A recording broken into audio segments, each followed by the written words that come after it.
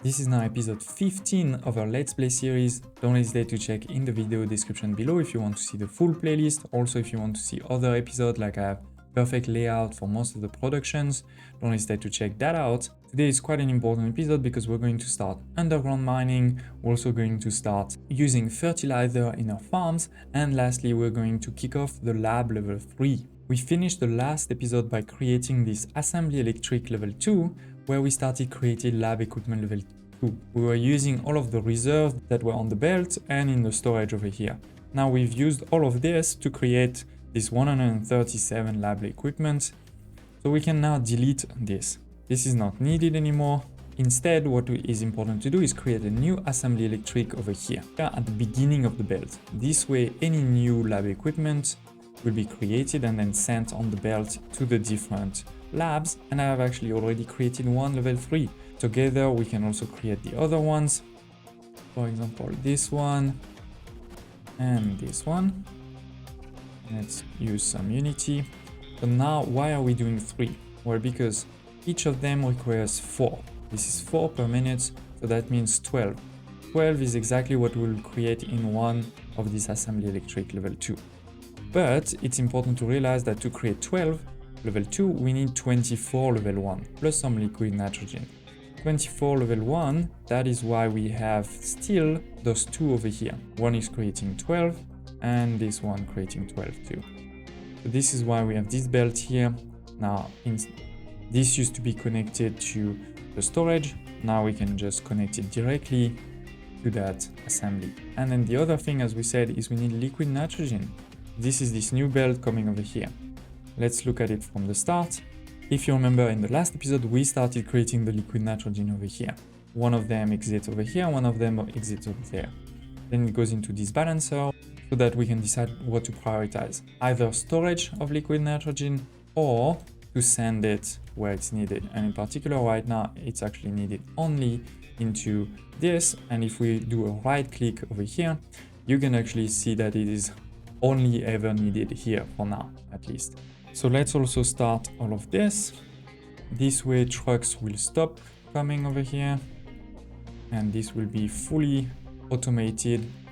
Now there is a bit of a thing that we can try to avoid if we want, which is that some of it right now is sent all the way over here. One easy way to do it is to pause this one over here, which means that basically they will stop over here. Another could be to delete it. The reality is it's not the end of the world. It's good to create some reserve for the future. So we'll just do something like this for now.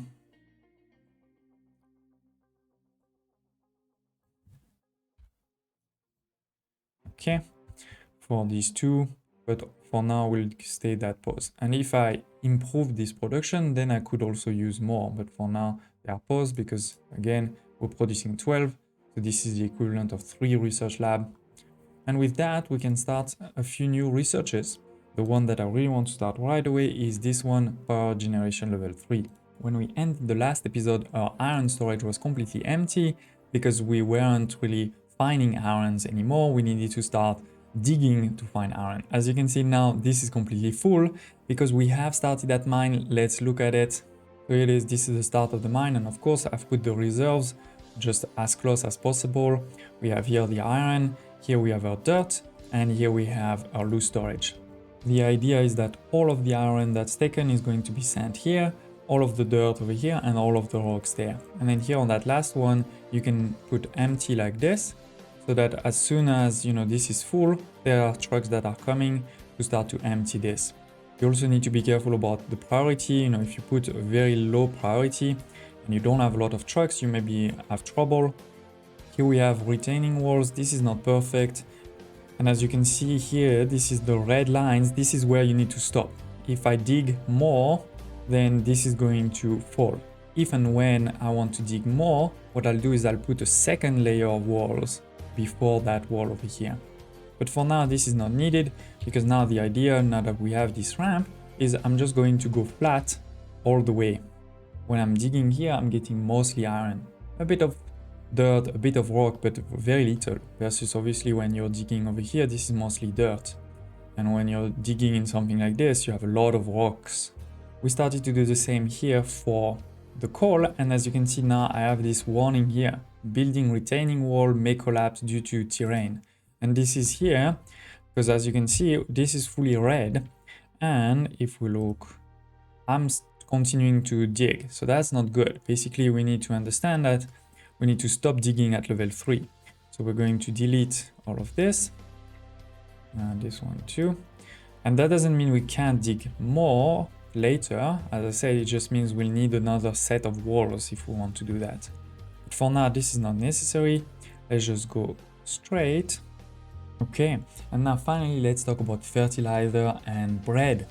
So first of all, a bit of a tutorial on fertilizer. If you click here on fertilizer overview, you can see 3 types: level 1, level 2, and the organic. 1 unit of organic only gives you 1 fertility percentage, versus the fertilizer 1 and 2 will give you 2%.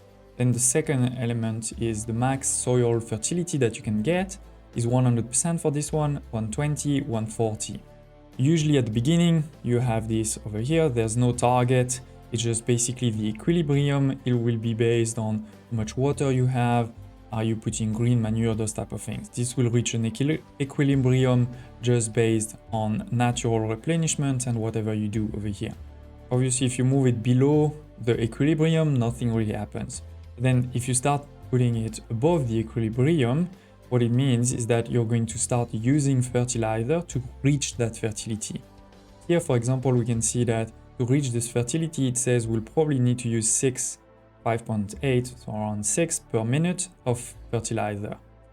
Why? Because basically, each unit will provide you 2%, but then because of what you're doing here, planting, a lot of vegetables, you need to use, of course, fertilizer. So over here, you can see everything based on this schedule, right? Having first the vegetable, then putting some green manure for 2 months, then a vegetable for 4 months, etc. We're going to produce on average 12 per minute. That doesn't mean every minute we produce 12. That means here we're going to produce a lot, then nothing, a lot, nothing, and on average that means 12.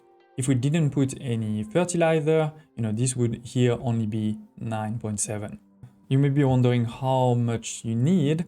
To know that, you can just click on one of your markets. It shows here that for my vegetables, I need around 24 per minute, right? So this is 12, so I need basically 2 of these if I want to fulfill my vegetables. If I were to put only vegetables, instead of using only 5.8 fertility, right, or fertilizer per minute, now I need 16. So it's a lot more fertilizer per minute. This is sort of monoculture. We've also stopped doing the green manure, and this will give me 18. So it's definitely giving me more, but at a very high cost. So if you have the space, I do suggest that you be very careful and not have just, a single element. What you can also do is then have different cultures. Right here we have vegetables and then we have wheat. This is not perfect. This of course also requires fertility, but as you can see, it requires less. It requires only 10, 11 versus the 16 when we had only vegetables here. So it is a bit more than if you had green manure, of course, but then we can produce more. So anyway, with this here, we need, let's say 11. If you divide 11 by this 2%, which each fertilizer gives you, you know that how many fertilizer you need to use per month, and therefore you can compare versus your production of fertilizer and see if you're producing enough. Don't hesitate if you have any questions about farming, about fertilizer. I'll do my best to answer in the comments below or in another video after. So now that we're producing some wheat, what can we do with it? So first of all, do make sure that for the wheat you have a U-shaped conveyor, like your potatoes. Then it's going over here and then going down into what? Into those mills. I've built 3 for now, only activated 2. This is 7 per minute, right? This will take 16, so actually right now I only need 1. So this takes the wheat and will create flour and animal feed. The flour is going directly into the baking unit. So it's this one over here, this one over here, and that one over here. And then the animal feed, of course, we also need to take it out. We can't just leave it inside or this will stop. So this is this one over here that goes above and then goes down over here. The water is coming from those two rainwater harvesters here. Later on, we can, for example, do desalination here if we want, or we can bring the water from somewhere else. But for now, I thought to do something very simple with two rainwater harvesters. On average, they bring 4 per minute, so that's 8. And if you look here, I need 8 for just one of these. So it will work. And with that, we're making the bread being delivered over here. Let's put actually a second one so that we have more reserves. And the impact is that now, instead of just providing potatoes, we're also providing bread, which means two things. One is we're getting more unity. Instead of just getting 0.18 unity, we're getting 0.18 plus 0.36. And the second impact is that we need less potatoes. Before I started giving some bread, I needed, I think it was 24 or something like this, potatoes per minute. Now it's only 11.7, or let's say 12 to make it simple. And on top of that, we need 5.6 bread. We're making not exactly 24 per minute because we're not exactly making 16 per minute, but close to it, so definitely enough. What is happening is that basically the total carbs need is divided between whatever you give, right? So this is why this is split between this and this, and we don't need 12 of this and 12 of this because one bread is basically better. It can feed 46 people versus one potato can only feed 22. So here you can also sort of start to see what can be optimized. So here it is, ladies and gentlemen, very simple production for the bread. Now you need your wheat in the farm, it goes then into the mill, and then from the mill to the baking unit where you also need a bit of water. So it is, ladies and gents, we have started our research lab level 3 with power generation number 3. We have 2 underground mines that have started here for the iron and here for the coal. That will definitely help going forward to also accelerate our production, make sure we always have stock.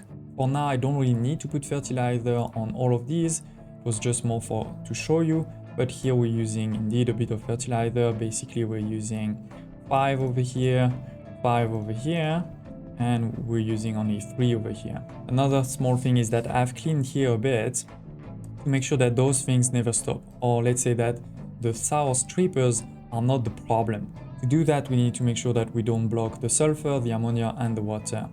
So first of all, for the water, it's going into this pipe balancer here. Priority is over here, right? As long as we need water over here, because the water starts there, then it goes here to go into my 2 chemical plants, then it continues this way, and here it goes both on that side for these 2 chemical plants, but also on that side for these 2 mixers. So as long as we need water, send the water, don't want to waste it. But if this is full, then I said, just dump it, just dump it. And this is not a lot of water, right? This is only 48. So this shouldn't be a problem. This is not like I'm wasting a lot of water. This is all level 1 pipe, so it didn't cost a lot. The second is the ammonia. So similarly, the ammonia I want to use as much as possible over here, right? I want to make fertilizer, I want to make a lot of fertilizer. So the pipe balancer is definitely going priority over here. And I also put this storage over here to make sure that I always have, some reserve of ammonia to make my fertilizer. But then if all those things are full and this is full, then we need to make sure we do something with the ammonia. And that's why we have the second priority here, which is the flare. Now the flare will just take that ammonia and burn it. This is sort of last resort, but important to have it. And then lastly is the sulfur. The sulfur, I'm doing a lot of things with it. First, I'm creating some acid with it, right? With those 2. Here, I'm creating some rubber.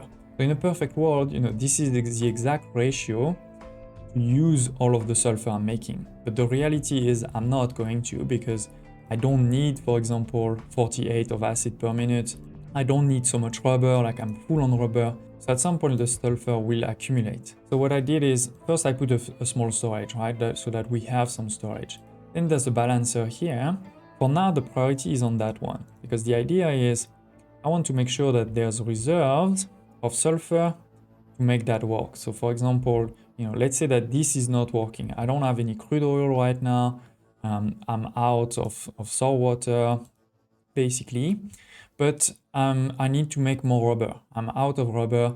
That way I have this as reserve of sulfur to make more rubber. But then when this is full, the sulfur will go to that one, and from that one it will go here and there. What is happening here? Well, basically I'm taking the sulfur, adding a bit of limestone. The limestone is coming from here. We're making it here, you know, we have tons of limestone for now. This is not a problem. For now I'm just using a truck because honestly this is not using a lot. And with that we're making slag. So the slag goes into those ones, and here I have an empty, which basically means that when this is full, a truck is going to come, take that slag and just dump it into the ocean. This way the sulfur will never be full, and again this way the goal was really for those things to never be blocked. Quite a lot of progress in this episode. I hope you liked it. Don't hesitate to smash the like button, and I hope to see you next time in our next episode. Continue growing this city. We're still far away from the rocket, but we're making so much progress. I love this game.